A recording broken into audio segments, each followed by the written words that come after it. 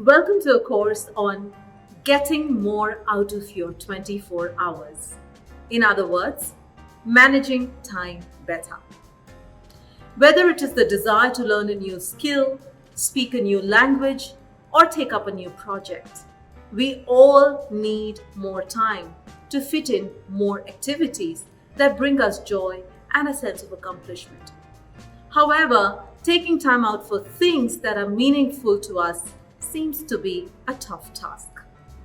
With our existing commitments and duties and chores, we are hardly left with any free time to do more. Let us establish two fundamentals for our course today. There is no concept of more time. You will always have 24 hours in a day and you can't do anything to increase it. How you use the 24 hours will be the focus of our discussion. Second, let us stop dividing time into work time and free time. If you actually look at it, all time is free time. It is available for you to choose what you want to fit into it: work, gardening, sleeping.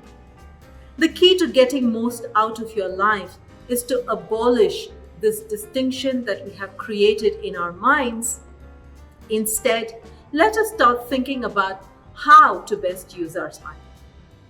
So by the end of this lesson, you will be able to find time for activities that are meaningful to you, tools that we can use to plan and prioritize.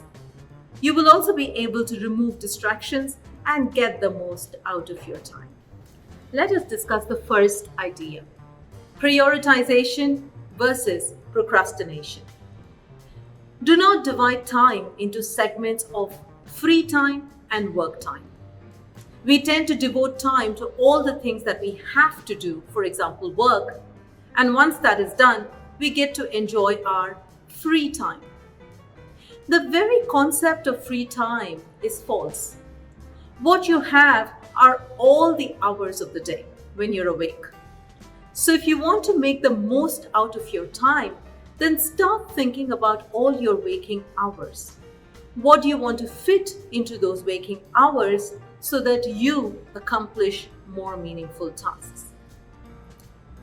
Here is where the concept of prioritization comes in. The human mind is not very good at multitasking. We are able to produce better quality when we are fully focused on the one task at hand. Many of us make long to-do lists for our days, but manage to accomplish very less by the end of the day. Hence, it is important that you prioritize one task and keep your focus on it. If you are going to ignore your most important deliverable for the week up until the last minute, when you finally get down to doing it, you're going to be rushed and stressed, and you will produce something which is mediocre. So the moral of the story is, ignoring your priority and leaving it to the last minute is counterproductive. Follow these 3 steps to avoid procrastination and to prioritize your tasks better. First, make a to-do list. Second, identify your priority. Third, clear out all distractions. So here's how you go about it. Start your day by making a list of all the things that need to be done. Categorize them into A, B, and C. Category A would be all activities that are important and urgent. They need your immediate attention. Category B is all activities which are important, but they are not urgent. Category C would be activities which are not important. They do not need your attention. Category A activities are also called stress activities. They are literally sitting on your head. Deal with them quickly and get them out of your way. This could be an urgent report that your manager has requested. This could be an accident at your construction site. They need your attention and right now. So get them out of your way. Category B activities are also called value activities. They are activities that are meaningful and will add value to your life. These could be activities like detailed planning for a new project, creating content for your next training program, or strategizing with your team on your monthly and quarterly deliverables. Focus on these activities and prioritize them. Category C activities are activities which need to be done but are not high impact. Delegate these activities. Categorize your A and B categories further to A1, A2, A3, and B1, B2, and so on. Start with the A1 activity and work your way through the list. Then pick up the B activities and focus only on B1. Move to B2 only after you complete B1. Delegate the C category.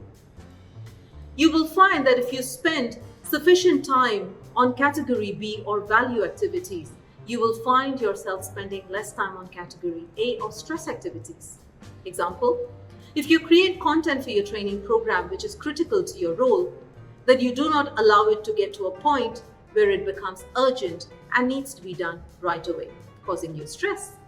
Similarly, if you've planned well for your project, you will be able to avoid any last-minute stress. Over a period of time, you must start spending more time doing value-adding category B activities so that you can minimize stress-causing A category activities. There's also a category D, activities which are neither important nor do they need to be done within a specific frame of time. These could be things like browsing the web, social media, negative conversations, sometimes even your own meandering thoughts. These are all distractions. To get any work done, you need focus and hence you must avoid category D activities completely. So switch off your phone, gather the necessary equipment and find yourself a quiet spot. In fact, have a snack beforehand and keep a bottle of water next to you. You will have a good few hours to focus on nothing but the task at hand. And now, get cracking. By following this simple 3-step strategy, you will find how productive your waking hours have become. Let me ask you a question. What is the most common excuse that people make with regard to time when you ask them about activities and task completion? You're right. I don't have time. I will share my second time management tip through a story. Debbie was an acquaintance and a successful and busy professional. Debbie ran her own business and she was doing very well. But she never took time out for herself. I happened to notice this and I invited her a few times to work out with me. At least join me for a 20-minute walk a couple of times a week. Debbie always had the same excuse. I don't have time. Don't you see I'm busy? One evening, Debbie was out and unfortunately, someone had left the bathroom tap open. Within a few hours, water started seeping out on the carpets and soon out of her apartment. Debbie came home to a mess. Drenched carpets, damaged appliances, wet curtains. It took her a couple of days to get things back to normal. And she made time for it, in spite of her I am so busy schedule. Do you see the point? The same Debbie never had time for a workout or to read or to pick up a hobby or go out with her team. And now she made time for an unanticipated activity. If you can view your priority as that leaking tap, then you will also find time for it. You will also stop saying, I do not have time. So my second tip to you is identify the leaking taps, in other words, the priorities in your life, and fix them. Focus on your health. There's nothing more important than your health. After all, if you're not healthy and fit, how will you go about doing anything at all? Chasing your dreams, keeping your commitments, and achieving anything significant will only be possible if you're in good health. Exercising and eating home cooked healthy meals should be at the center of your plans and not an afterthought. But in the midst of your busy schedule, how do you manage it?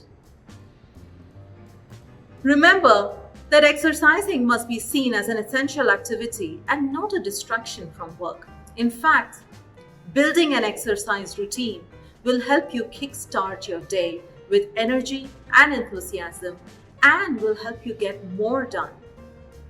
And it doesn't have to be time consuming. In fact, a quick 15-minute run or some power yoga is all you need for that burst of energy. Pick what works best for you: yoga, cardio, dance, strength training. The key is to start out with small sessions while gradually building strength and stamina. You will see a gradual improvement in how you feel through the day. You must treat your health as that leaking tap.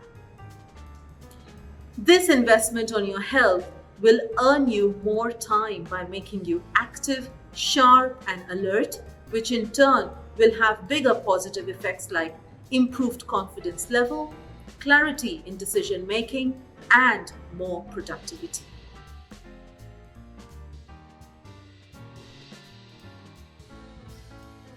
My next tip for you to achieve more in life is: don't strive for perfectionism. It may sound strange, but nothing is more crippling to productivity than the obsession with getting it perfect. Perfectionism is largely overrated. And here are some of the reasons why you should ditch your quest for perfectionism. You are always in fine-tuning and reworking mode. You're never done. You're never satisfied with anything because you're constantly worrying about making everything perfect. This causes unnecessary stress and delays. You prefer to stick to the safe zone and are averse to taking risks. This stems from a fear of your work being less than perfect. This also curbs your creativity as you're scared to experiment and make mistakes. As a perfectionist, you want to please everyone. Perfectionists are people pleasers and want everyone to think highly of them and their perfect work. As a perfectionist, you struggle to delegate as you think no one can achieve your exacting standards. And the list goes on, but you get the drift. Instead, strive for progress. Perfectionism is subjective. You will never have the perfect plan, the perfect vacation, the perfect deal, or the perfect project. Waiting for things to be perfect will make you miss the bus. Instead, focus on making progress. Focus on achieving high standards, commit to achieving excellence, and be ready to go the extra mile. This will keep you from falling into the perfectionism pit and leverage the power of progress and hence help you achieve more.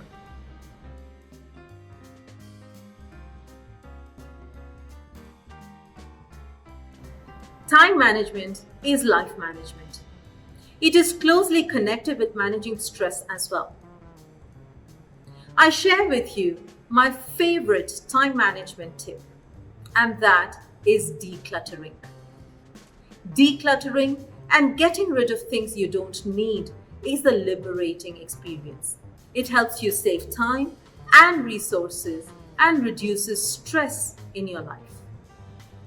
Here is how you go about decluttering. Start with your wardrobe. Ask yourself these questions. When did I last use this? Anything that you haven't used in the last 1 year and have not missed is definitely occupying precious space. Consider getting rid of it. Do I really love this item and does it bring me joy? Unless the answer is a definite yes, get rid of it. Move on to documents and files. Is there value in keeping these in physical form? Is there a soft copy that can be used when required? What happens if I don't keep this? Be careful while working through important documents. You do not want to throw that precious refrigerator warranty card away now, do you? Target different areas and rooms of your house and office and move through it gradually. Remember, progress over perfectionism. A lazy weekend afternoon could work great for this kind of activity. Once you're done, do not wait for an entire year for clutter to accumulate. Do this periodically to ensure that you have to deal with lesser mess. Decluttering is not just for your physical space, it is also for your mental space. Get rid of negative habits, negative people, negative thoughts, and things that do not add value to your life. Declutter your work schedule and calendar so that it is easy to focus on what is important to you. The act of decluttering will help you breathe and think better. Not just breathe physically, but also mentally. When your mind is free of clutter, you make better decisions, think more clearly, work with improved productivity, and get more done faster. Another great time management strategy is to group similar activities and allocate specific time slots for each group of activities. You can also have theme days. Let me share a personal experience. When I was in college, we were offered an all-you-can-eat buffet option 3 times a day. My friend got really excited and started having all 3 meals at the cafeteria. Very soon, she started piling on the pounds and she realized this was bad for her health. She stopped the practice quickly, but not without realizing an important lesson for time management. Scheduling theme days is a great way to improve time management. Like how bodybuilders train different parts of their body on different days, legs, arms, abs, etc. The concept is the same. When you focus all your attention on one thing, you end up making significant progress. But you may ask, is it practical and possible to do just one task for an entire day? It is not. This is when you can group similar activities. You can plan to group all your errands and finish them at one go. Keep aside a specific time of the day for all your client follow-up calls. If you know you're going to be at your system for some time, work on that important report, make that presentation, and respond to some important emails. One task at a time though. This kind of grouping technique has been found to reduce inconsistencies in your productivity and efficiency levels, both of which take a big hit when you keep switching tasks. Grouping similar activities keeps you at a consistent level of focus and efficiency, and you're able to accomplish more in the same amount of time. I practice this all the time, and it works wonders for me. At the beginning of the week, I make a list of all key tasks and deliverables for that week. Then I allocate specific days or parts of days for similar activities. For instance, using the first half of my day to create content for my next workshop, work on the participant handout and the assessment questionnaire, one after the other. I generally schedule my meetings for the post-lunch part of the day as I feel a little low on energy. So walking into a meeting, interacting with people, smiling, participating, all serve to wake me up. Much more effective than a cup of coffee, I say. Let's talk about the significance of planning for the unexpected.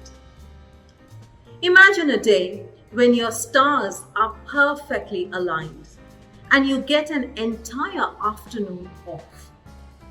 Or a meeting gets cancelled and you suddenly have an entire hour or two freed up. What do?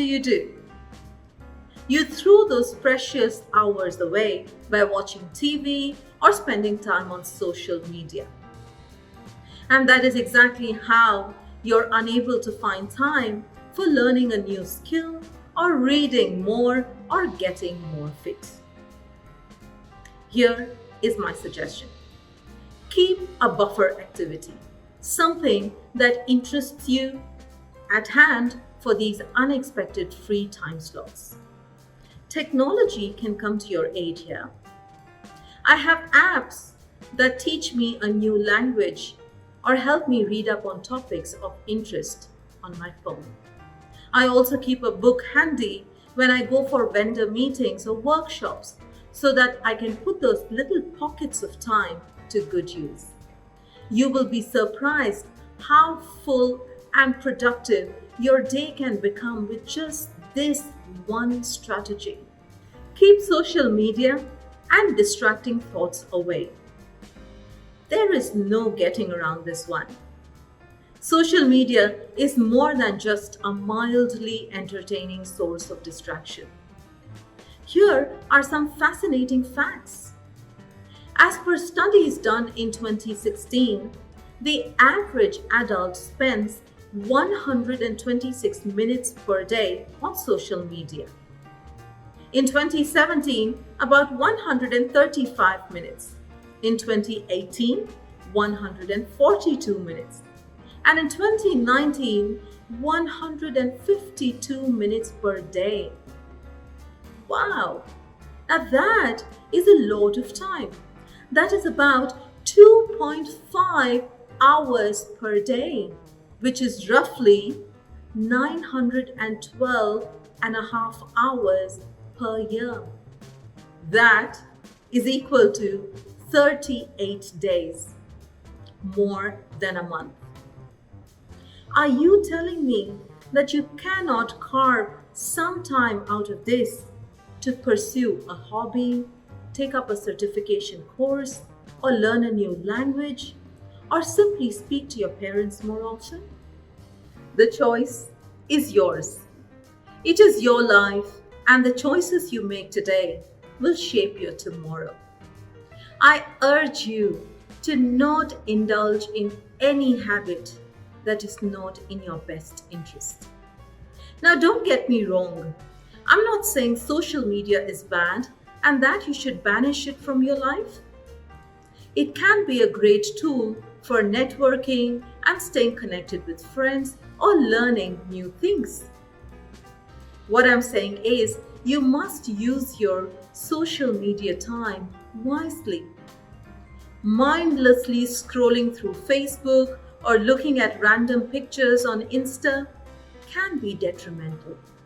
Set a personal target of reducing your social media time by 10% every week and use that time more constructively. Very soon, you will be using and not abusing this convenience. Let's talk about another important strategy for better time management, and that is delegation. Delegation is a powerful time management tool that has many benefits. Do you delegate? Delegation is not only for getting things done, but it also is for empowering employees by giving them greater autonomy. Let's face it, you will never find time to do everything at all times without risking a burnout. Delegation is a key tool for boosting team and organizational performance and efficiency. A Gallup study found that companies led by CEOs who were strong delegators achieved a higher overall growth rate compared to companies whose CEOs delegated less. Delegation has many impactful benefits, most importantly, time management. Watch our video on delegation to understand how to delegate the right way and get the most out of your time. Just like social media can be an addiction for many, so can workaholism. We are talking about the importance of taking regular breaks. Are you one who believes taking a break or a vacation from work is not important or it will go against your performance? Are you so caught up in taking care of business that you've ignored taking care of yourself? If your answer to these questions is a yes, then you're not doing yourself a favor. Bad decisions, reckless behavior, and aggressive communication are often driven by stress and exhaustion. Panic attacks and burnouts are more severe outcomes if the right action is not taken at the right time. And the right action is to take a break. A break is not a frivolous luxury, but an essential part of setting yourself up for success. Plan your break schedule just like you would plan your work schedule. Start small. Take a look at your diary for the week and see if you can juggle things around to free up a couple of hours for yourself. How about next month? Can you manage a weekend getaway? Now look at the next 6 months and carve out a few days away from business. Use the freed up time to unwind. This time is yours. You must use it to do something that brings you joy and helps you rejuvenate. You will come back with renewed energy, a fresh mind, and greater appreciation for your work. You will be way more productive and effective. Free time might feel like a rare luxury, but it is only a matter of perception. If you follow the suggestions shared in this lesson, you will find your evenings, weekends, and vacations much more enjoyable.